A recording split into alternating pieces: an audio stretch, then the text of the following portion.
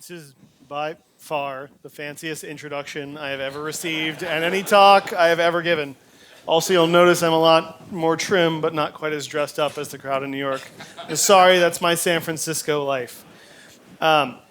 So I want to start by saying our businesses are moving faster every single day, and my job is to make sure that security accelerates the company and keeps us worthy of trust.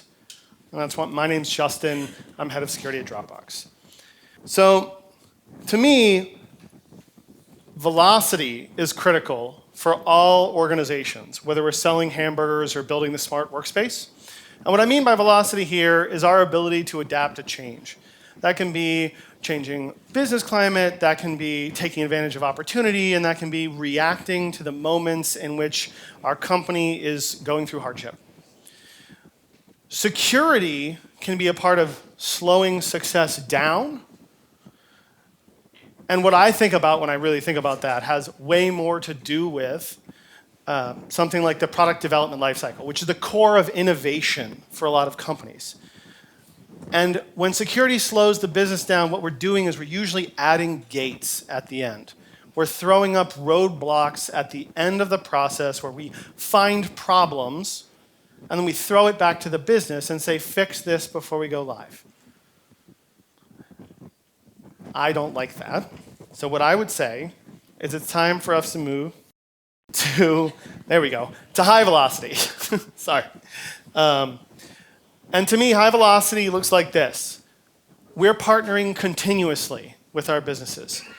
We are finding the constant process of innovating with the company and knowing what they're going to do and working with them to adapt, and particularly to find the touch points where security makes a difference as opposed to waiting until the end. And when I think about that, what that really means is that we're not wasting time during the innovation lifecycle at the end fixing stuff that we could have known about the whole time.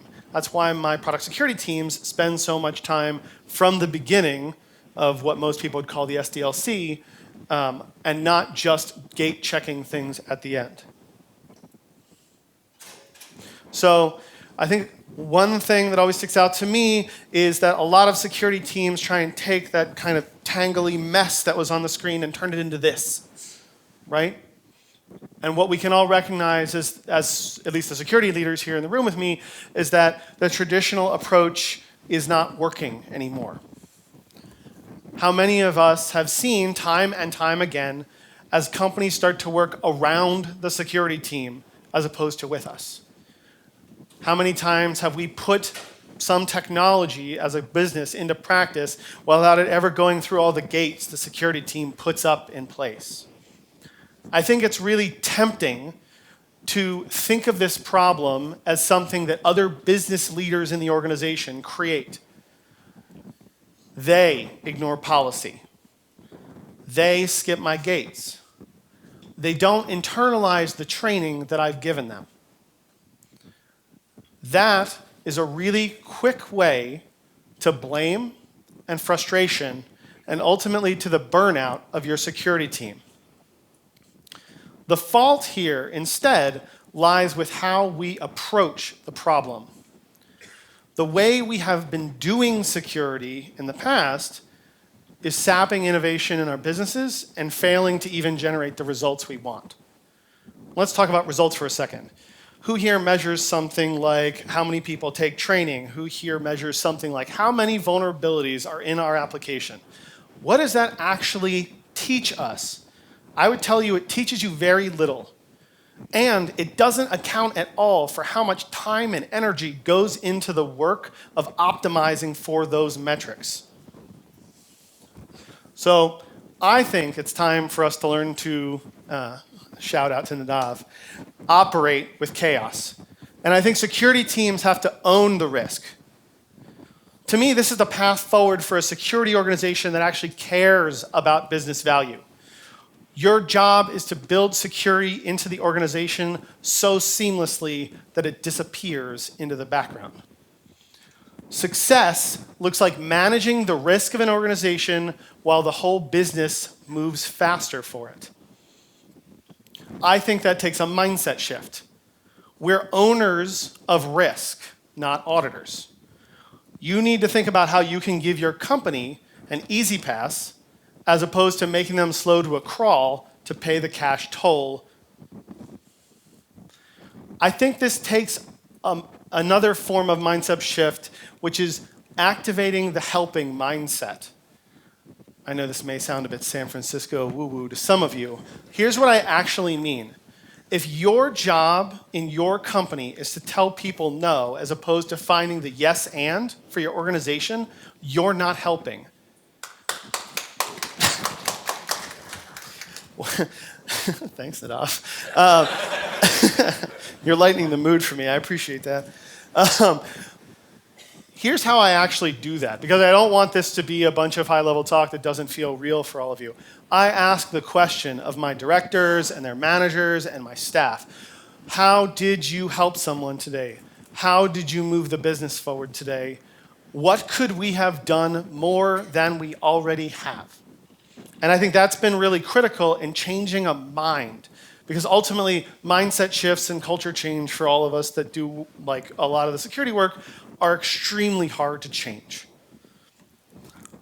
So I want to use phishing as my example here. I think it's really easy for us to get lost in like the high level of this stuff. And for me, the phishing example is so perennial and so existential for most businesses that it's always on my mind.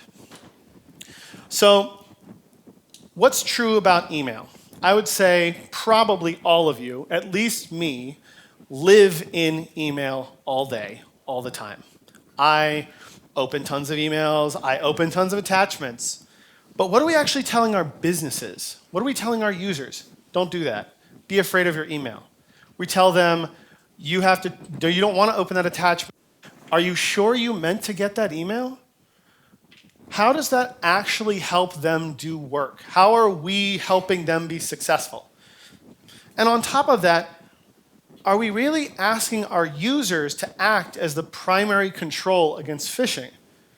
That seems weird to me. That seems like we're actually holding someone who's the victim accountable for solving their own problem, which to me seems like an insane way to operate. So, what do I think is different? How do I operate and how do I actualize this? I solve what I perceive to be the true underlying problems, and I accelerate my business along the way. Two-factor with hard tokens is an actual solution to the credential theft problem. Good EPP and EDR solutions are an actual solution to the problem of malware on laptops.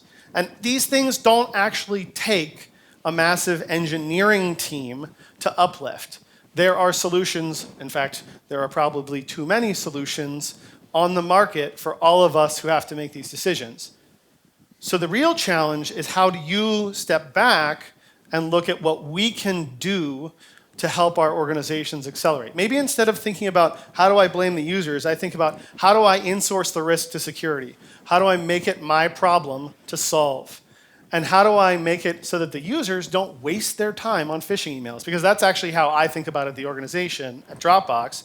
I don't want them wasting their time on phishing emails.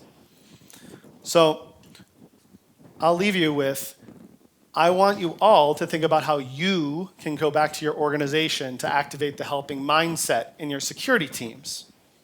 Because I think that is the way we actually operate with chaos in the future in security. Thank you.